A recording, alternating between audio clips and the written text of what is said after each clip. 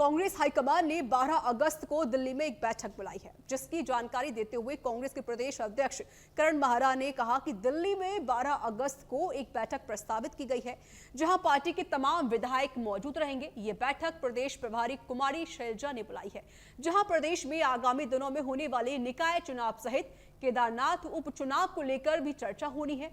इसके साथ ही तमाम ऐसे मुद्दे हैं जिन पर इस बैठक में विचार विमर्श किया जाएगा। हालांकि विगत दिनों पहले भी प्रदेश प्रभारी कुमारी शैलजा ने दिल्ली में एक बैठक आहूत की थी, जहां उस दौरान प्रदेश अध्यक्ष करण माहरा सहित पार्टी के तमाम वरिष्ठ नेतागण मौजूद रहे।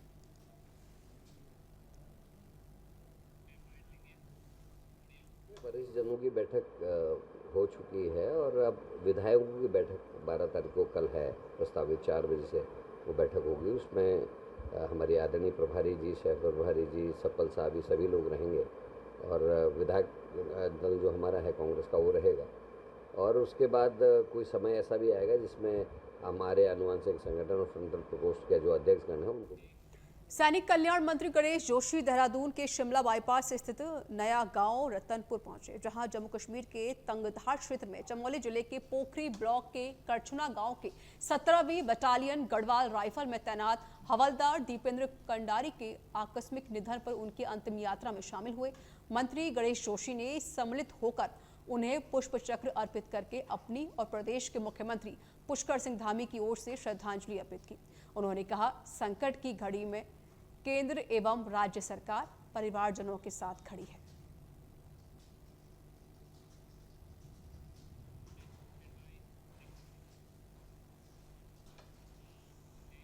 और वहीं खेल मंत्री रेखा आर्य ने देहरादून स्थित एक निजी होटल में पैरालंपिक एसोसिएशन ऑफ उत्तराखंड की ओर से आयोजित कार्यक्रम में शिरकत की।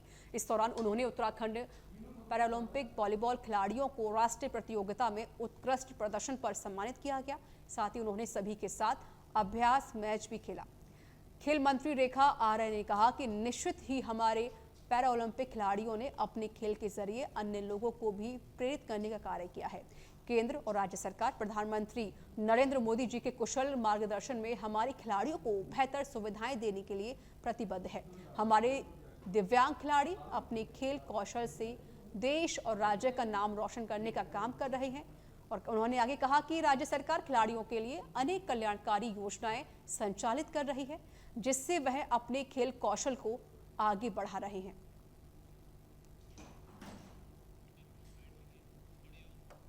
Para Olympic association of Uttarakhand के तत्वाधान में पैरा एसोसिएशन वॉलीबॉल का जो हमारे खिलाड़ी रहे हैं, आज उनको जो अंतर्राष्ट्रीय स्तर पर हो, राष्ट्रीय स्तर पर हो, मेडल लेकर आए हैं, उनको आज सम्मानित किया गया है। निश्चित रूप से पैरा खिलाड़ियों की बहुत सारी चुनौतियां होती हैं, उससे एसोसिएशन ने बहुत हद तक हमें अवगत भी कराया है। हमने भी ये कोशिश करी है कि एसोसिएशन की बातों को निश्चित रूप से जो सरकार के द्वारा बनाई गई खेल नीति है, उस खेल नीति में किस प्रकार से समाहित की जा सकती है। आने वाले समय में राष्ट्रीय खेल होने जा रहे हैं, तो उसमें किस प्रकार से पैरा एथलेटिक्स का हम लोग उपयोग कर सकते हैं। तो ये सारी बातों को लेते हुए मैं समझती हूँ कि एक समीक्षा करने की और केंद्रीय महिला सशक्तिकरण एवं बाल विकास मंत्री अन्नपूर्णा देवी ने सभी राज्यों की वर्चुअल बैठक की। इस वर्चुअल बैठक में उत्तराखंड की महिला एवं बाल विकास मंत्री रेखा आर्य शामिल हुई। रेखा आर्य ने उत्तराखंड में महिला एवं बाल विकास की ओर से संचालित किए जा रहे कार्यों की प्रगति के बारे में विस्तार से चर्चा की। इसके अलावा उन्होंने कई समस्याओं से भी केंद्रीय मंत्री को अवगत करवाया।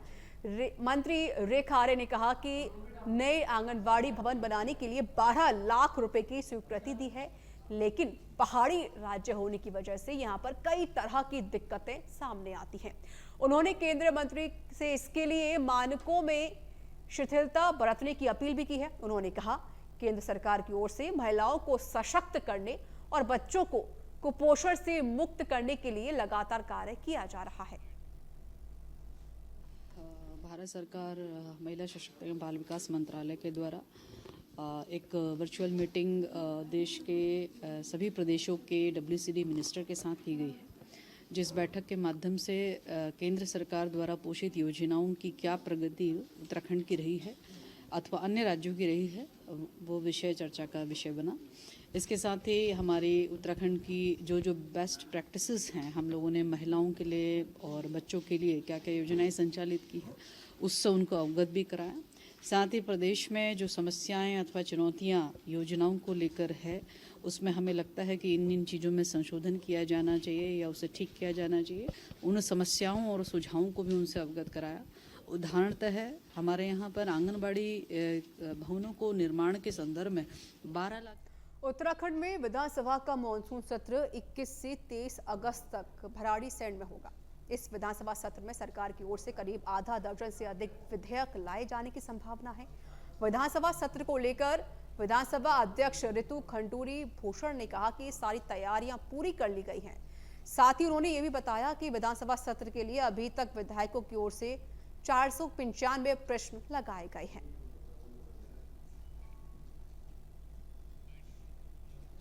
विधानसभा सचिवालय पूरी तरह से तैयार है। हम सत्र को अच्छी तरीके से निभा। वरेण्यम फाउंडेशन की ओर से आयोजित शौर्य महोत्सव 2024 मां भारती के अमर सपूतों, बलिदानियों, क्रांतिकारियों के स्मरण, उनके त्याग को नमन करने का आयोजन किया गया। यह उन लोगों का वंदन है जिन्होंने भारत माता के सम्मान हेतु अपना सर्वस्व अर्पण कर बलिदान की महान परंपरा से नई पीढ़ी को साक्षात्कार करने का एक अवसर प्रदान किया है। उक्त बात प्रदेश के पर्यटन, लोक निर्माण, सिंचाई, पंचायती राज, जलागम, धर्मस्व एवं संस्कृति मंत्री सतपाल महाराज ने लखनऊ स्थित इंदिरा गांधी प्रतिष्ठान विभूति खंड के मरकरी हॉल में वयम वरेण्यम फाउंडेशन की ओर से मां भारती के अमर सपूतों, बलिदानियों, क्रांतिकारियों के स्मरण, उनके त्याग को नमन करने और भारत माता के सम्मान हेतु अपना सर्वस्व अर्पण कर बलिदान की महान परंपरा से नई पीढ़ी को साक्षात्कार कराने का एक अवसर प्रदान करने के लिए आयोजित किया गया है।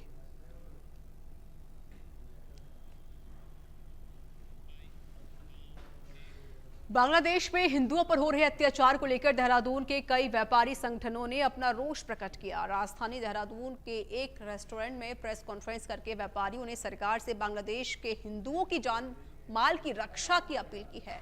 साथ ही व्यापारी संगठनों ने कहा कि बांग्लादेश के हिंदुओं पर हो रहे अत्याचार के खिलाफ कल सोमवार शाम 7 बजे से एक शांति मार्च व्यापारियों की ओर से निकाला जाएगा। ये शांति मार्च लक्खी बाग पुलिस चौकी से शुरू होकर शहर भर से घूमते हुए गांधी पार्क पहुंचे।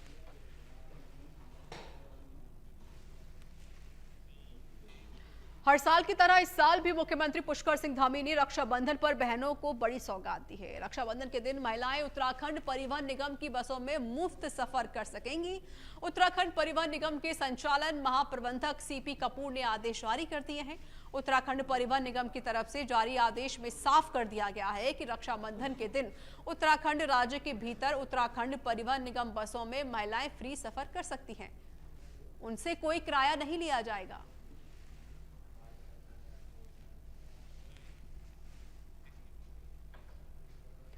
मौसम विभाग ने रविवार को प्रदेश के 10 जिलों में भारी बारिश का अलर्ट जारी किया है। मौसम विभाग के निदेशक डॉक्टर विक्रम सिंह ने बताया कि चमोली और बागेश्वर में भारी से बहुत भारी बारिश की संभावना है। वहीं उत्तरकाशी, रुद्रप्रयाग, देहरादून, टिहरी, पौड़ी, नैनीताल, चंपावत और पिथौरागढ़ में कहीं कहीं भारी बारिश होने की संभावना है। इसके अलावा अन्य जिलों में गर्जना के साथ आकाशीय बिजली चमकने की आशंका है। इस दौरान उन्होंने लोगों से विशेष सावधानी बरतने की अपील भी की है। आवागमन कर रहे हैं वो बहुत सावधानी रखें। रास्ते बंद हो गए कहीं कहीं पर, इन डिस्ट्रिक्ट में खासकर जहाँ पे भारी से बहुत भारी वर्षा है, या इसी तरह घाट गदर में भी पानी बढ़ेगा। तो जो लोग उसके आसपास रह रहे हैं या जो लोग इसमें क्रॉस करने या इस तरह की जो पार करने की जो नदी नालों को वो कोशिश ना करें, तो कहीं ना कहीं चपेट में आते हैं। इसी तरह जो लैंडस्लाइड जोन है उनके आसपास रह रहे हैं उनको भी काफ़ी सतर्क रहने की ज़रूरत है। तो कल और परसों जो एक्टिविटी वेदर की वो बढ़ेगी। तो यही मैं अभी कहना चाहूँगा।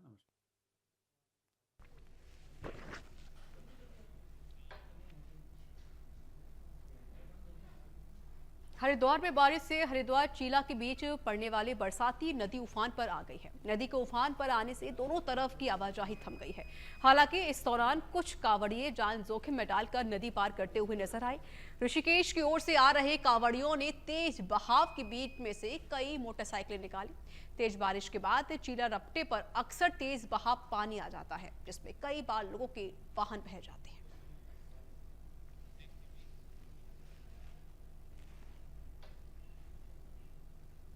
तो देखिए, हरिद्वार चीला के बीच उफान पर नदी नजर आई और इसके साथ ही जो कांवड़िए हैं वो इस उफनती नदी के बीच होते हुए गुजरते हुए नजर भी आए। हालांकि लोग अपनी जान जोखिम में डालकर इस नदी को पार करने के लिए भी मजबूर हैं।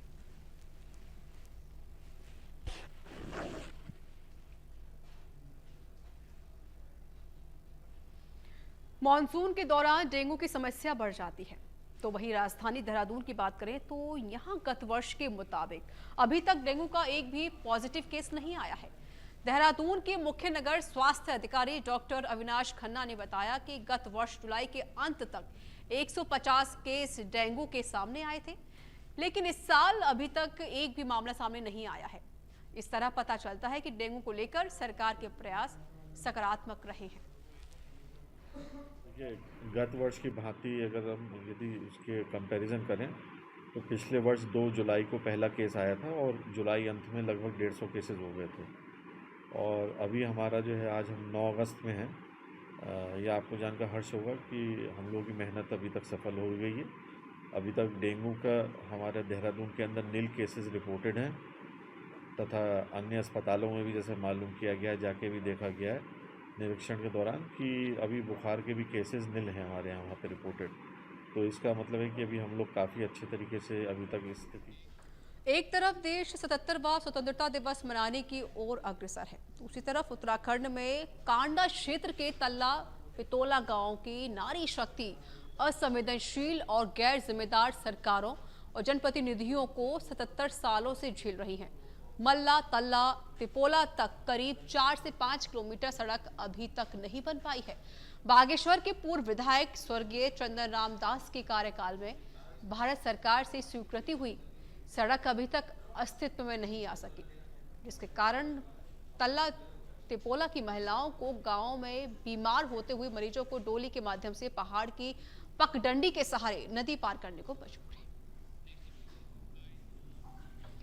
टिहरी झील वाटर एडवेंचर स्पोर्ट्स में अपनी अलग पहचान बना रही और दूर दराज से पर्यटक भी लहरों के रोमांच का लुत्फ उठाने टिहरी झील पहुंचने वाले पर्यटकों की संख्या में भी बढ़ोतरी हो रही है।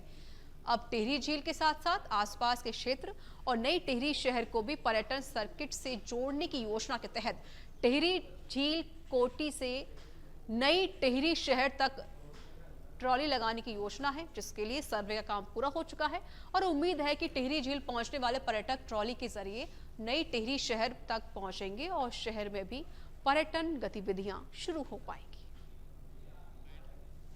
उनका मांग है और काफ़ी उचित मांग है कि नई टिहरी में ज़्यादा से ज़्यादा टूरिस्ट आएँ, जिससे यहाँ पे लोगों की आजीविका बढ़े।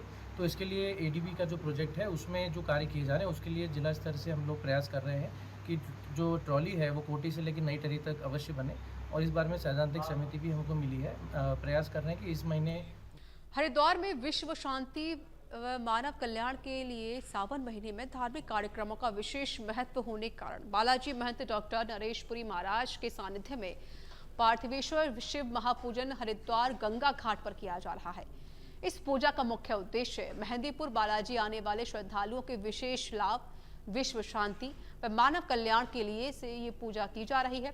महंत की ओर से दशकों से महापार्थिवेश्वर शिव महापूजन करते आ रहे हैं।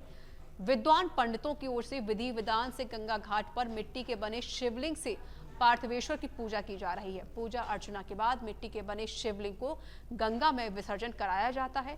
सावन महीने में इस महापूजा का महत्व अधिक है।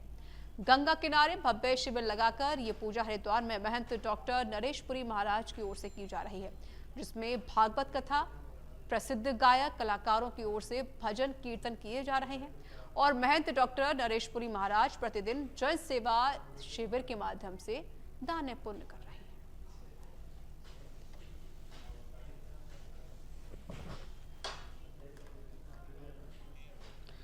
21 अगस्त से गैरसैंण में शुरू होने वाले विधानसभा के मॉनसून सत्र की अवधि को लेकर कांग्रेस लगातार सवाल उठा रही है। कांग्रेस के अध्यक्ष करण माहरा का 3 दिवसीय मॉनसून सत्र पर कहना है कि सदन में जनहित के करीब 500 सवाल विपक्ष द्वारा रखे जाएंगे, जिसके लिए इतना समय बेहद कम है। उन्होंने आगे कहा कि कंडोलेंस और प्रश्न काल को हटा दिया जाए तो केवल 120 मिनट ही बचता है। इसमें 500 सवालों के जवाब मिलना मुश्किल है। वहीं सत्र को लेकर भाजपा प्रदेश प्रवक्ता विपिन कैंथोला का कहना है कि प्रदेश सरकार उत्तराखंड के विकास के लिए लगातार काम कर रही है। विपक्ष आपके पास कोई मुद्दा शेष नहीं बचा है, इसलिए विपक्ष सत्र के समय सीमा को लेकर सवाल उठा रहा है। ये 0 आवर्स को और क्वेश्चन आवर को तो कुल मिला के जो पहले दिन कॉन्डोलेंस है, 2 दिन का कुल मिला के 120 मिनट बैठते हैं और जो प्रश्न लगे हैं वो लगभग 500 लगे हैं। क्या 500 प्रश्नों के उत्तर 120 मिनट में दिए जा सकते हैं? पहली बात हुई है। और एक बड़ा अजीब सा अटपटा मैंने बीजेपी के लोगों के बयान देखा कि वो ये कहते हैं कि पब्लिक के पैसे से ये विधानसभा चलती है और बिना बिजनेस के इसको चलाना ठीक नहीं है।